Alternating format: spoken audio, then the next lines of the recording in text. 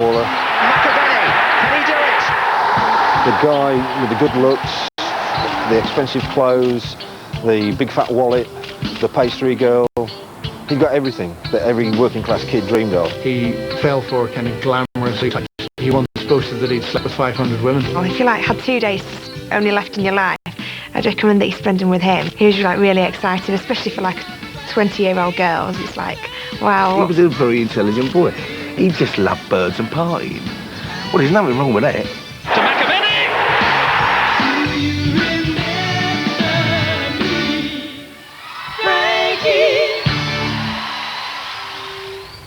Frank McAvennie came from here, a tough Glasgow housing scheme. But his spiritual home was here, Stringfellows. It was as much his club as West Ham, the team he joined in 1985. Frank scored off the field as much as on it, and page 3 girls were his speciality. His high-profile lifestyle, mixing soccer and sex, changed the face of British football forever. Football was now in the entertainment business. He looked like a star, he acted like a star, and I like that. He was really the footballers, stars. And stars were what the 80s craved. This was Thatcher's Britain, the age of the quick buck and instant celebrity. Pop musicians and film stars were used to this treatment. Now it was football's turn. In the forefront of soccer's newfound stardom were Frank McAvennie and his page 3 girlfriend, Jenny Blythe. We were sort of poor man's Posh and Becks, I suppose, of the time. The tabloids welcomed the glamorous couple with open arms. This was the age of the soar-away sun, fantasy football for real. Once they emerged on the scene with the sort of girls they could pull, and with sometimes the sort of behaviour they exhibited, they were absolutely meat and drink for us. For the first time in football history, a player understood the power of the tabloid press. He used them as much as they used him.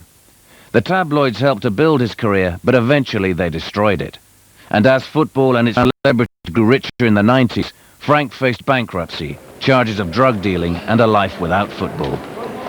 But this is more than just the classic rags to riches story. It's the story of football itself in the 80s, a decade when it was transformed into the world we know today. The era of Posh and Becks began with an unemployed Glasgow road digger. Alvin Martin. Oh, that's a good ball. McAvennie. Clean through. Round the goalkeeper. Frank McAvennie. 2-0.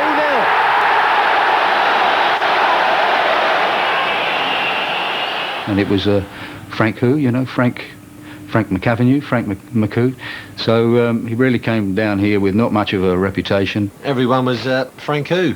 Down come this blonde chap for pre-season training, and his blonde hair was in fact ginger, and we found out in the showers on his very first day that he was downstairs ginger, so he's nicknamed Lulu. And then of course we found out that his immaculate front teeth were in fact false, and they were all everything. So, I think we called him Mr. Ed or Shergar, Trigger. Fortune seemed to favour Frank. In the second game of the season, he was moved up front alongside West Ham's top scorer, Tony Cottee. You played 20 years and you always get, whether you're down a pub or talking to your mates, who's the best player you played with? And I never hesitate, I always say Frank McAvennie.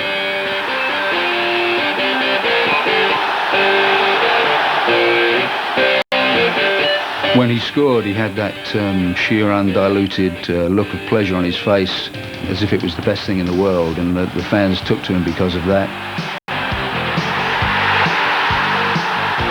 The crowd started singing, they got their chant for Frank. It was one McAvennie, and it was the big E at the end of it, and that was it.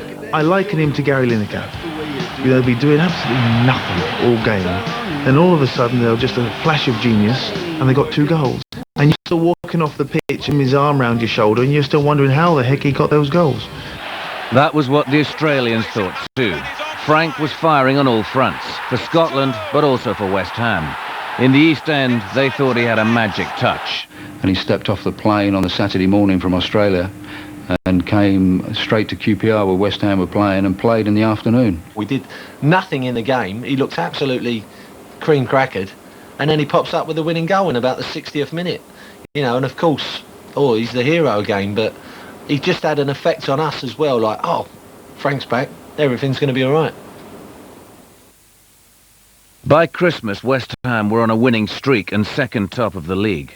Frank was the First Division's leading scorer, but there was a problem. No one had seen his goals unless they were at the matches. This was a unique period when TV didn't want to cover football. Broadcasters wouldn't pay what the clubs wanted, a mere 4 minutes, no football on TV. So the McAvennie motto, "Blondes have more fun," had yet to reach the nation's living rooms.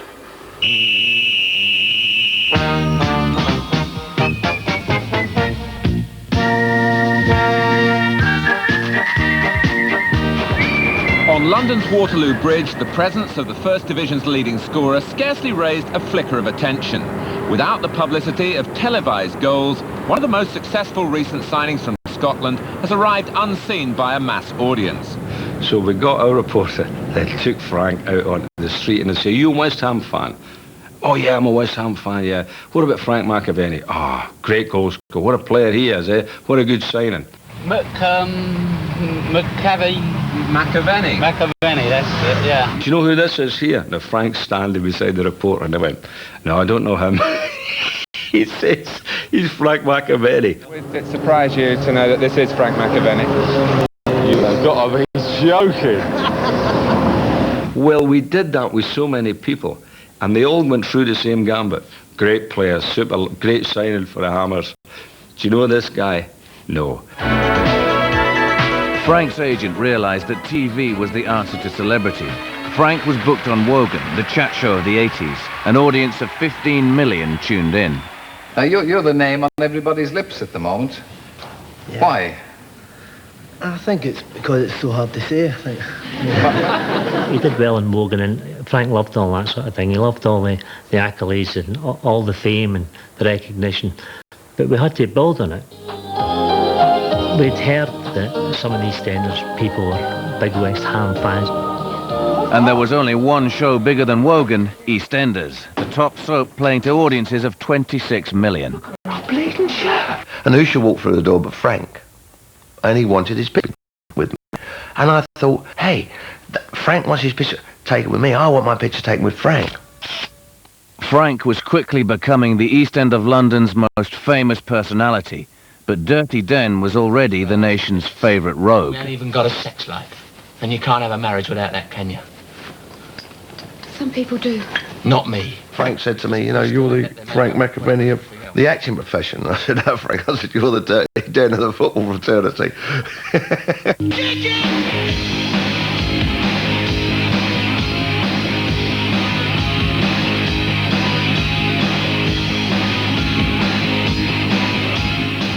Frank was top boy in London, so every time there was a function, there was a film premiere, Frank would say, come on boys, we're going to this, we're going to that, and obviously there would come at a stage where we had to go to some of them, hold on Frank, you know, some of us have got to go home. This was one of the places called home, a Greek restaurant in the heart of the East End, where glamour, crime and football could come together. Cheers, nice to see you again, boys. The Phoenix was kind of a glitzy place, you know. It was like the West End comes to East London. I should think every celebrity in the world had been in there. And there was always parties there and all that. And Frankie would be sort of mooching about somewhere, you know, with one on his arm, sometimes two. That was his character, you know. You gotta fight for your right to party! It was quite funny because most of us were married men with kids, and, you know, all our wives would say, you going out to a club function? We'd say, yeah. And they say, you going with Frank? Oh, no, Frank's not going. Don't worry about it. No, Frank's not going. I think one of the best nights was your engagement, Frank. What one? Right there. You never saw him with an ugly woman. Never with a shop girl from Marks and Spencer's, or for, you know, the girl who works in at the petrol station. He was all with page 3 girls. Some of them, I think, were page 3, 4, 5, 6 and 7 girls. He's lived out the dream of every football fan. He comes to London, gets off with, you know, I think he once boasted that he'd slept with 500 women. I mean, I can easily believe that. I'm a man, you know. Who doesn't like girls? Well, certainly some people, but not me. Frank certainly had stamina, but in the 80s, a whole generation of footballers played hard and partied harder. There were players in those days who had the capacity to have a good drink, but they were able to sweat it off, and they were great athletes. I can tell you many. You know, the Everton side that did wonderfully well in the mid-80s had some very tough characters in there who lived life to the full, but were still a brilliant team, had a great camaraderie, which came, maybe perversely, as a result of this type of lifestyle off. I mean, Frank was in no way unusual. He was typical of many footballers who played hard and partied hard. He came to West Ham in 1985. Very soon after that, Alex Ferguson arrived at Manchester United, and he famously described Manchester United as more of a social club than a football club, because several of his very well-known international players at the time would go on all-day benders. It was Brian Robson, the club captain, and then England captain, Paul McGrath, the wonderful Republic of Ireland centre-half, and Norman Whiteside, who played for Northern Ireland. And a lot of the Arsenal players in particular. Tony Adams, by his own admission, a legendary drinker who, went off the rails. Paul Merson. I think managers were pretty relaxed about players socialising at the time as well. Although they come down on hard if you got caught out, they didn't actively tell you not to do it. They wouldn't say, no, don't go out and drink. The one thing that you can say about him, he always did business in the park. And a lot of managers will let you away with that. I think he was playing at Leicester and he was drunk from the night before. And he ran towards the goal and the ball hit him on the head and went in the goal. And it was held as a fantastic looping header by Frank McAvennie. But I think he was still pissed from the night before. That's probably one of my favourites. But it was out of order though, because I bought my season ticket and he should have done that. But I'm glad he scored. Suddenly, in January 1986, midway through the season, the rest of Britain got to see what West Ham fans had taken to their hearts. The football authorities and the broadcasters had finally reached agreement, and the first match to be shown was West Ham against Charlton in the Cup. West Ham were on fire and went through to the semi-finals of the Cup, but with their eyes on the real prize, the league, it seemed no one could stop them. One of the greatest games I'd seen was the Chelsea game at Stamford Bridge. I think we'd done them 4-0. It was fabulous football. It's got the open support here. Is this three? It is. That was judged the bounce there. Cotting to McAvennie. Oh, would you believe it? That's four. Live TV just brings it into the household all the time, doesn't it? All of a sudden, Frank McAvennie, from being well-known, was Frank McAvennie megastar. Frank was scoring on the field and off it.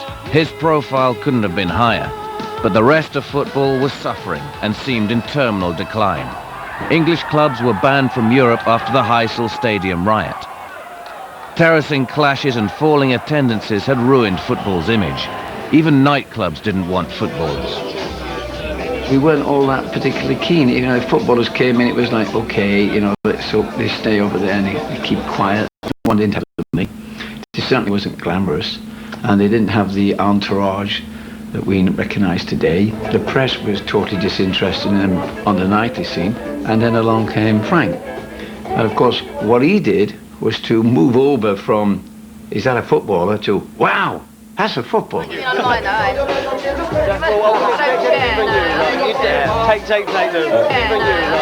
Boom, the football players arrived, and they were so welcome. And let me tell you why. They were the combination of everything we were looking for. They had movie star good looks, they had the appeal of TV stars, they could behave like good old-fashioned rock stars, that is badly, and they had the incredible recuperative powers of sports stars, of football players. They could come out on a Monday, Tuesday, Wednesday, play a game on a Saturday, and be back out on the Monday. This was fantastic. We almost needed to print extra editions to keep up with these guys. He was a newspaper's dream, wasn't he? He was always out with a blonde arm, and he was always out late with a pretty blonde on his arm, so that made it even better. Footballers today are the biggest celebrities you can have in your club. David Beckham walks in, it's wonderful. It really is. But if he likes the idea of publicity, he owes a great deal to Frank. You see the culmination of that these days with Hello and OK, but really the seeds for that were laid back probably about 15 years ago. So this time from kind of the mid-80s onwards was a time when the media changed and all sorts of people who previously wouldn't have been regarded as celebrities were suddenly elevated to that status. People out of soap operas, very minor pop stars, Page 3 girls, the sort of people Frank loved. And he rubbed shoulders with that whole crowd, kind of a London glitterati. If you were a pastry girl, you had to have a footballer. You know, and the girls would come in and go, "Hi, any footballers?" Excuse me. You know, and it really did get that association. And of course, Stringfellas in the 80s, pastry footballers go hand in hand. It was the old George Best syndrome, you know, very talented on the field and had to have a very, very sort of very exciting social life off it. And I think people like Frank, they carried sort of the tradition of George Best forward. Cheers, mate. To this day, West Ham fans see Frank McAvennie as their George Best. Frank McAvennie was the golden boy. He was in all the papers. He was probably the page 3, the model girlfriend. You know, he was the man. He summed up everything that was West Ham in the 80s. He was the quintessential footballer on the field, and he done the business. And off the field, he was never off the front pages. It was their greatest ever season, and the league championship was a real possibility. West Ham remained in the hunt till the very end. McAvennie! They had to beat West Brom, and they did, but Liverpool had to lose, and they didn't. Ironically, on the day that West Ham lost the Golden Boot, the award for Europe's top goal scorer, he lost it by a single goal to England's centre-forward, Gary Lineker. To think that boring, crisp-eating Gary Lineker got ahead of him in the Golden Boot that year. So television was Frank's downfall. One is that he never got seen enough on it, and two, that Lineker, a TV pundit, you know, stuffed him. Frank was just brilliant. I mean, people talk about Di Canio, and yes, Di Canio is wonderful, but Frank McAvennie always in my mind, West Ham's best ever forward, without a shout. After one season in London, Frank McAvennie was the fans' hero, and remains so to this day. But a year later, he had gone almost as dramatically as he had arrived.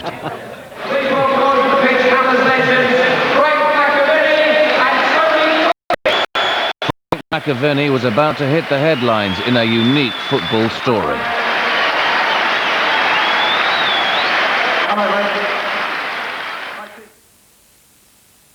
The stock market is booming. It's the era of loads of money, and Frank McAvennie wants his share. Other big-name footballers in England are pursuing cash too. English clubs are now banned from European competitions after the Heysel disaster, and against historic trends, well-known players from England are heading north for Scotland. Several internationals signed for Glasgow Rangers. McAvennie signs for Celtic. It makes for an explosive mixture, and the first Old Firm match of the season has a unique and dramatic outcome.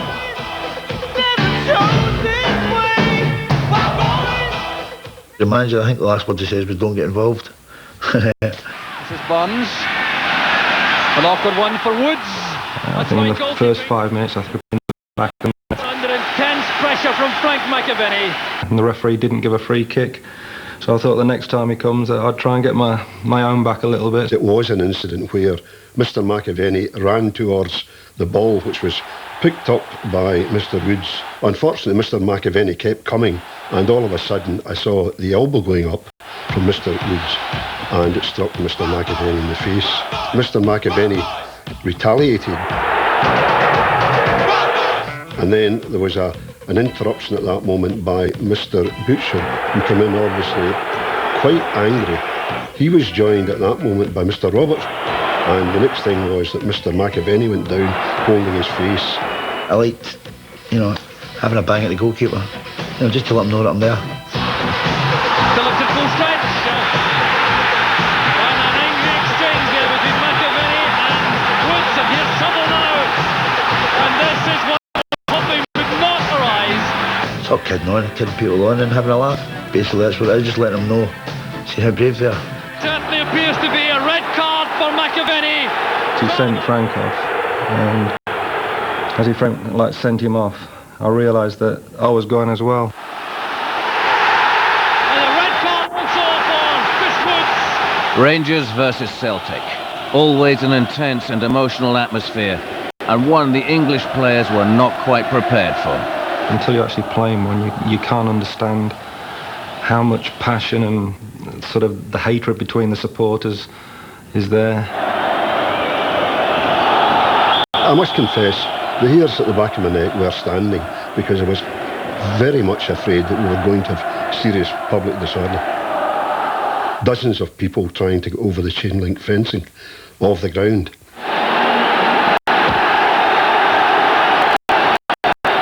I was conscious that we had a dreadful incident in 1980 where at Hampden Park Rangers and Celtic fans stopped the game completely, and we were obliged to bring on the mounted police officers to actually clear the ground. Remembering this experience, the police now decided on a unique course of action.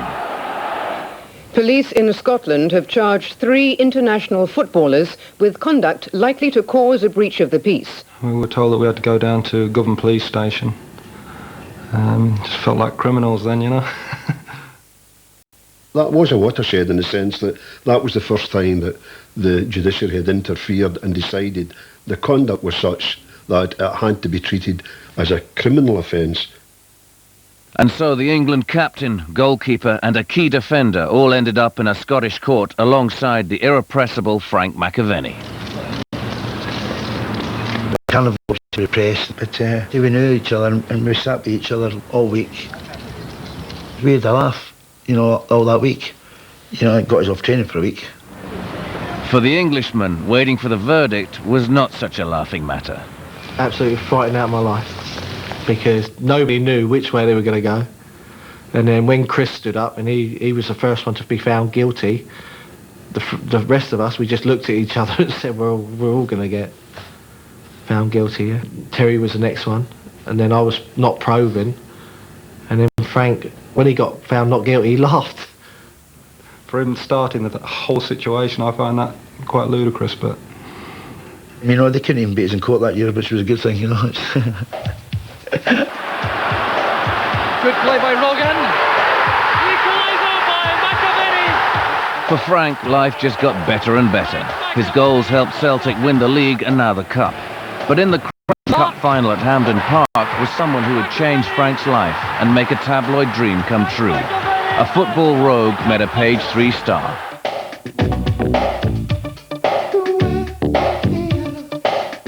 I loved her eyes. I know it sounds funny, but I thought she had great eyes.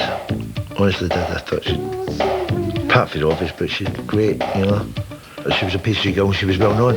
And she introduced me to that life, so I mean, there was a lot of plus factors for her. He would fly down after a game on a Saturday, and we used to stay at a hotel in Mayfair every weekend. And then he'd go back really early Monday morning.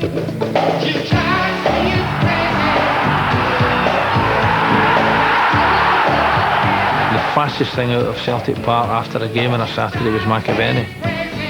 And then one of the slowest coming back up from London was McAvennie. Obviously, she had an action that we didn't have in Glasgow for him at that time. He came back tired, obviously. I remember asking him one time the kind of things that he did and what the heck he didn't do. And I said, you know, you'd be cheaper buying your own plane.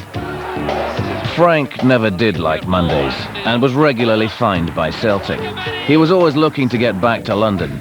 It was the 80s, there was always more cash to be made. Well, I think that the lifestyle that Frank had, he had to generate cash all the time, and the one way you can generate cash in football is by moving. And I knew it was inevitable, it was going to happen. I just tried to delay it as much as possible. 2 London clubs came calling. His old one, West Ham, without Frank, had slumped to the bottom of the First Division. His other choice was at the top. That was Arsenal. Guess which one Frank chose? It wasn't the team that went on to win the double. He went back to West Ham, but still doubled his wages. It comes back to that Harry Enfield. Oh, well, that is right. It's loads of money!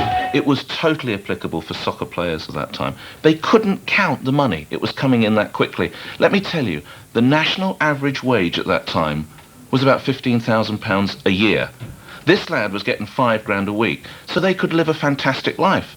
Bottle of Bolly, sweetie. Everybody used to drink it then. In the 80s, everybody seemed to have money.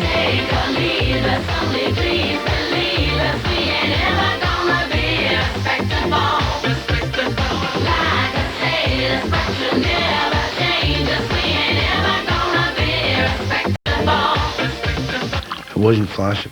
I'm a little guy from Glasgow and I'm enjoying myself. It didn't bother me to just fling a card over the bar and sign it at the end of the night. Whenever they got their win bonus, whether it was 900 quid, 1,000 or 1,500 at the time, Frank would just take his win bonus, and that would be his credit for them. You got addicted to going out, to socialising. You remember, you saw Frank McAvennie's picture in the paper more often on the celebrity pages than you did on the football pages in the end. He liked the fact that we sort of became friendly with lots of celebrities and stuff. Spent evenings with Elton John and Rod Stewart, people like that. And they're in this little bubble, and especially in London, where this showbiz bubble is at its strongest. And it must be very, very easy for a former road digger like Frank to suddenly think, this is brilliant, you know, look at me, I'm in my 200, 400 pound suit, drinking champagne. I've made it, I've made it, I've made it. In the old days, if you saw a Ferrari outside your door, contact it was an Arab. Now, it's a footballer. We were sort of poor man's Posh and Becks, I suppose, of the time.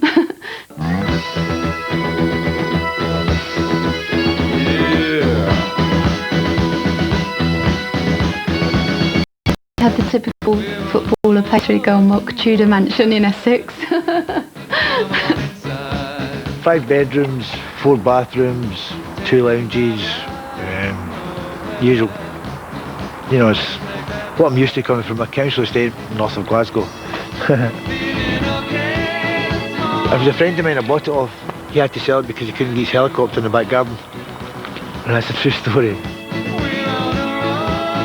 And, 3 weeks after I bought it, the property market crashed. McAvennie eventually lost $250,000 on that dream house, but he was still burning cash, and within months of the property crash, his football world collapsed too. We're on a road to nowhere.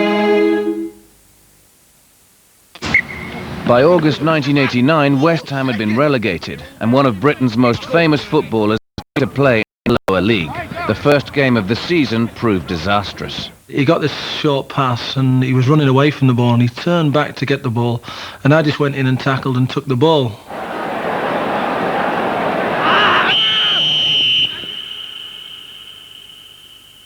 I broke my leg, tore my ligaments and broke my ankle.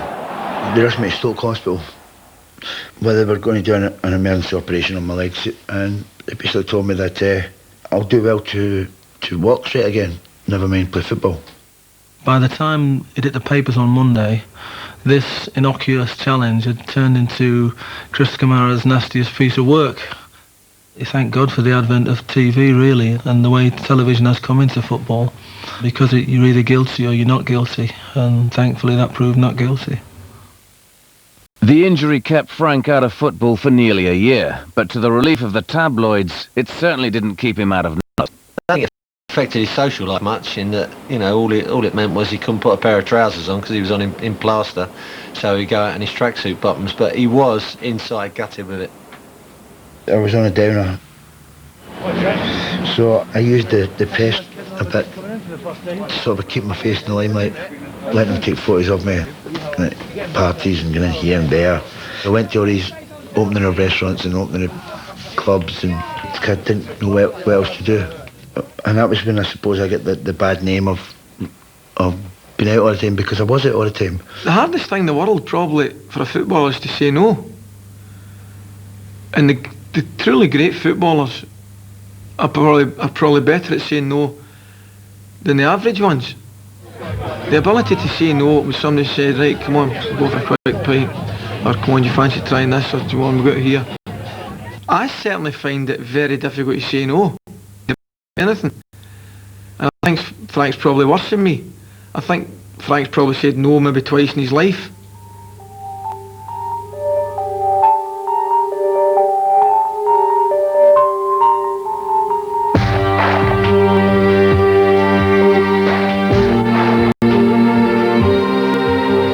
Where there's money, there's fast cars, there's women, inevitably there'll be drugs. But I think that it was inevitable that Frank was going to get into that situation because of the people who were now starting to move in Frank's circles, the people who wanted to be surrounded with a good-looking, rich guy who was the talk of the town, coming into the East End of London, where you got a lot of tough people to be seen with someone like Frank. From the drink, to the fast cars, to the women, then I assure you that fourth one will follow. He said he never went out looking for cocaine, he went out looking for a drink and a good time. But when he was drunk, he took... The fascinating thing about it is, he's out there drinking bottles of Bollinger, 3 or 4 at a time, £100, and then going out to a nightclub, drinking more, and then he takes cocaine. I'd spent all this money getting myself drunk, and I took this stuff and it sobered me up. Which is a bit ironic, really. He used to do 2-3 grams a night on a night out. Probably every half an hour or so. And he'd, you know, we'd go to clubs and he'd end up going off into the toilet with some guy who says he was a West Ham supporter and I've got some coke for you because I support West Ham. And he'd just go off with them into the toilet. He'd got so sort of into it that he just was oblivious to everything. I know of other footballers that took it, yeah. Not as heavily as Frank, but did take it, yeah. Top level players.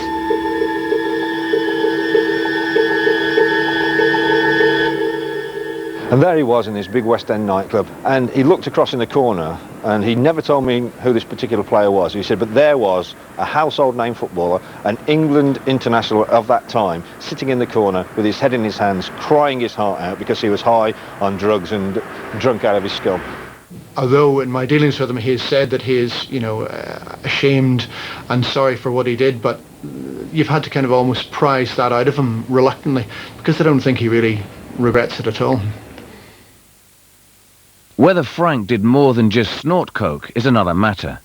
His football career was in decline. West Ham wanted to offload him, and despite his high wages, Frank and Jenny were in debt. He started carrying this attaché case around with him everywhere, as if he was some sort of, you know, business or something. And I had to look in it one day, and it was full of wraps of cocaine. Mr. once said, I had drugs in a briefcase and a attaché case in my desk. You know, I've never had a desk in my life. You know, I certainly never carried a briefcase. You know, it's... So, but it sounded good, you know, a attaché case. No, I had to find out what a attaché case was. The final break with West Ham came in early 1992.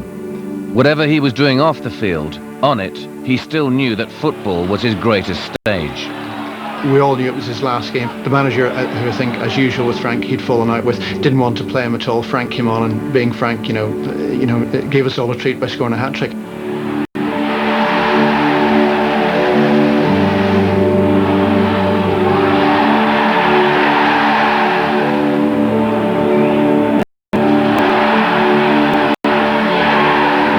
And the place went absolutely ballistic, and then he was gone.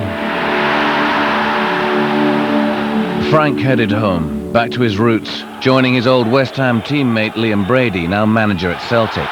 It was the last throw of the dice. He very quickly took up with his old pals in the East End of Glasgow, and just like he was in the East End of London, he was living life to the full, as they say. And, you know, the consequences were that I could only see it was short term. Brady was right. Frank lasted 18 unsuccessful months at Celtic. His career petered out, and so acrimoniously did his relationship with Jenny Blythe. But there was a sting in the tail. The tabloids were turning against him. They had been investigating stories of footballers and drugs, identifying the Arsenal and England star Paul Merson. They knew there were more to come. She talked to people in the game, and they suddenly said, drugs in football? Of course there is. So it didn't take a lot of time to find out that quite a few names were involved, and one of the names that came up quite frequently was Frank McAvennie's. Piers Morgan phoned me at 10 at 10 on a Friday night. He says, we've got you. I said, you got me? He says, we've got Jenny, she's doing a story on you, blah, blah, blah. Piers Morgan, the editor, actually contacted me, and he asked me to do a story, and I said no, and he came back a few times, and he offered me about £20,000 in the end. You know, basically I'd half an hour to make up my mind if I wanted to do it and stop that story again. And yeah, it was hard because You know, first I thought it was not right that she was going to make money on doing something like this. And so I rang his agent to say, look, I'm not doing this story, don't believe them. I've not done it. And he did know that I wasn't doing it. And he went ahead and did it.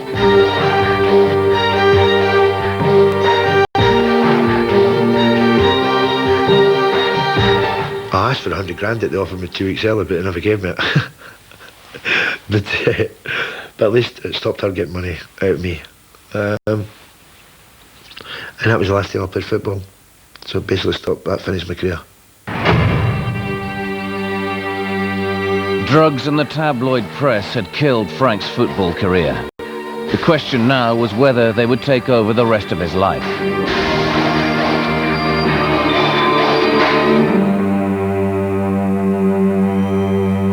Frank McAvennie's here! Look out! Look up the goal! I'd say, look, Frank, where are you going to get your money for to live this lifestyle that you like so much? He just smiled. He said, I'll be all right. You know, I've got a plan, I've got a scheme, I've got this, I've got a deal, I've got this, you know. And sadly, so he did. Frank McAvennie's plan surfaced in 1995, just after he finished football. A Land Rover Discovery was stopped by police at Dover Docks en route for Holland. The police were looking for a car smuggling ring. Instead, they found £200,000 in cash in a box in the back seat.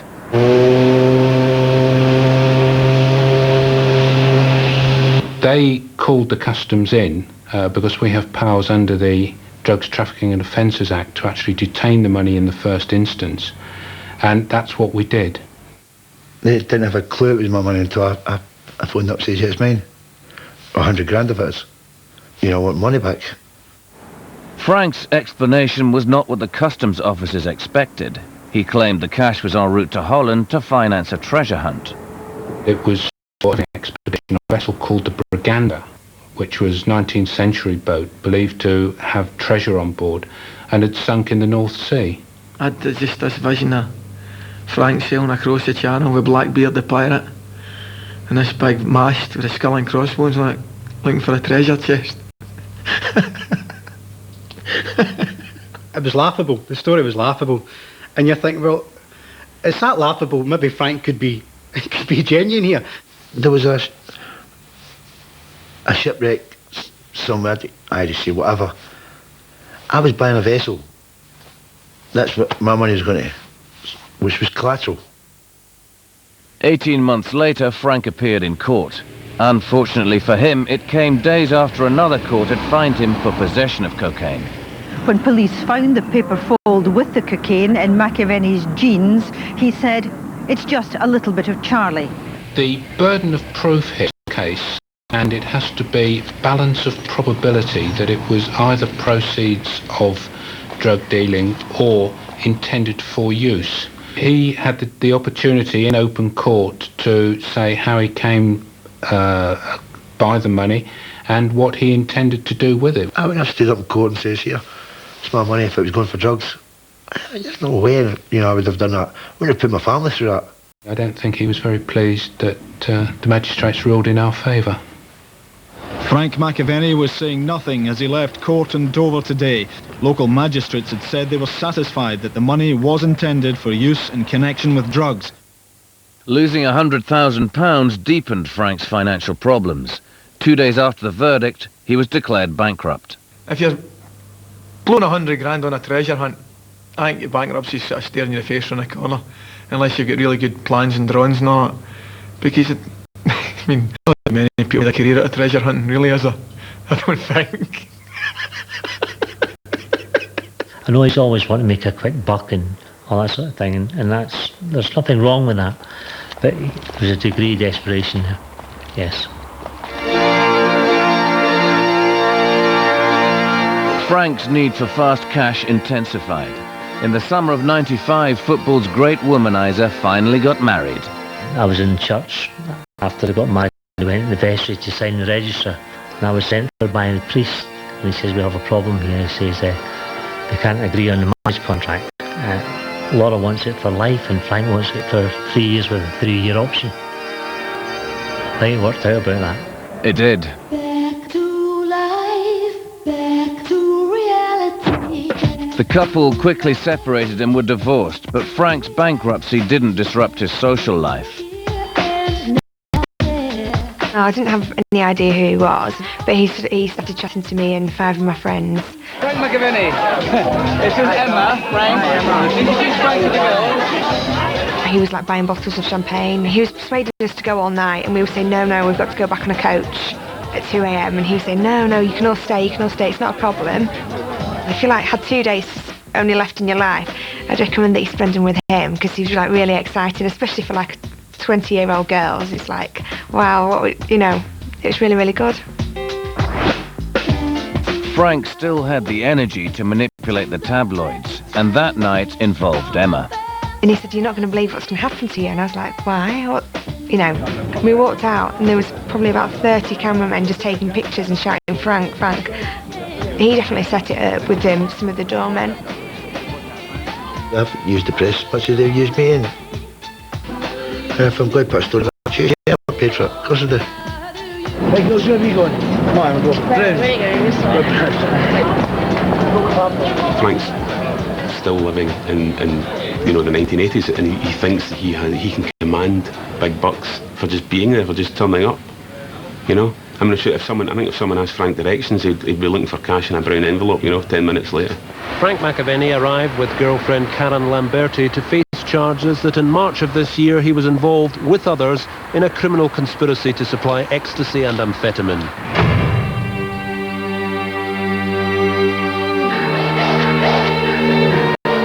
April 2000. As part of a UK-wide investigation, the National Crime Squad were following a major drugs criminal in the Newcastle area. They surrounded his car outside Newcastle railway station. Inside the car, they also found Frank McAvennie. And on this particular day, McAvennie turned up, was seen drilling as part of the overall operation, which culminated in his arrest and the other individual's arrest.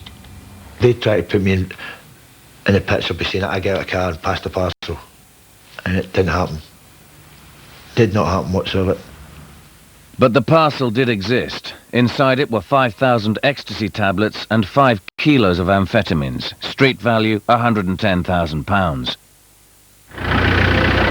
Frank was taken to a Category A prison, Durham Jail. I really did, probably for the first time, worry for Frank McAvennie. Because I thought, there's part of me thinking, Frank, you could go away here for a long, long time. Frank spent a month in Durham and was then released on bail. For 6 months he signed on every day at the police station before the case came to the Crown Court in Newcastle in November 2000. An individual who he was with pleaded guilty and was sentenced to 5 years in prison for conspiracy to supply dangerous drugs. His defence was, yes, he was with these people, but no, he didn't know what they were doing, and he wasn't aware of what the package was. And he was just with these people on that particular day, having a look around Newcastle upon Tyne. And he says, I get out of the car and pass this parcel in broad daylight, 3 o'clock in the afternoon or something. The busiest part of the station, the front entrance. I've got out, looked in this bag and went, oh, you've not got enough drugs, there's some more. Basically, that's what he says. I mean, it's ludicrous. But Frank knew that his record for possession of cocaine made him a serious target. Apparently I was going to get 9 years. 9 years, it's a hell of a lot of time. Full time approaches as Macca heads for the witness box. Hoping for the right result today, Frank? Hope so. He was as gallus as ever. It's no problem. Not seeing a couple of hours, I think. And then, of course, when the jury was called in and the foreman stood up, it was a different Frank that was standing in the dock. I was very, very nervous, Frank McAvennie. And when the words "not guilty" came out, he just looked to the heavens and huge sigh of relief. I busted out crying. It was like I was shaking. I was shaking like life. I just want to get a decent night's sleep. Yeah. When I heard the announcement on the news and I seen him close to tears, I really did feel for him that day. He was on the verge of losing everything, absolutely everything that had been created. I think once you go down that line, people always remember you for the negative sides. Frank McAvennie ended up in prison because of drugs. It was pretty frightening. I was in a situation that I shouldn't have been in, unbeknown to me what was going on. But it was one of them, I'll never do it again until I get put in that position. But old habits die hard. Within minutes of the verdict, Frank was re-establishing his relationships with the tabloid press.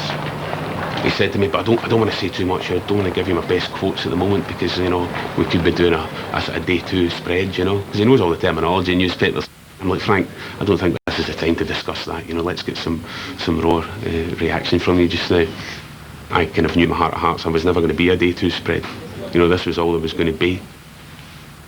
Spent the next few weeks phoning up myself and other journalists saying, right, who wants to do the full sit down on this, you know? No one did. Which is a shame. It's 10 years ago. They would have been clamouring for it and there would have been a lot of bids going in, but not now. I think the shelf life's now beginning to disappear. You have to look at Frank and say, when are you going to stop selling stories and stop getting involved in that and move on? We all like another chance. Everybody only gets so many. And I think Frank's probably used all his up. Frank, his girlfriend Karen and son Jake still live in the Newcastle area. He wants to return to football as a coach, but remains unemployed. Times are hard.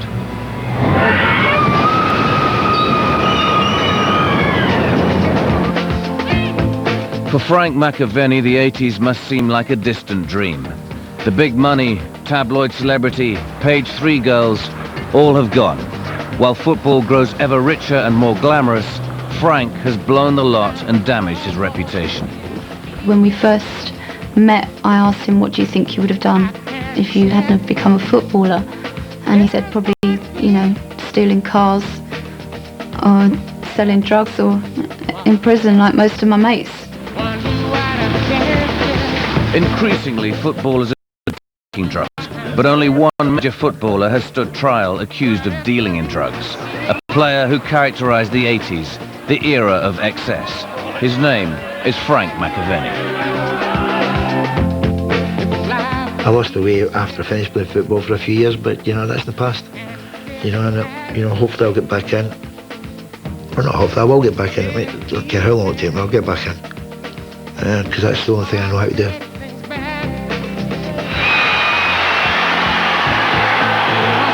Most footballers who have, in the classic George Best story way, watched it all fall away from them, haven't done some of the things that Frank McAvennie has done, and I think that does set him apart. So I think he does deserve a certain element of censure for that. But he's a lovely guy. He's just a typical charming, lovable rogue, but he is a rogue.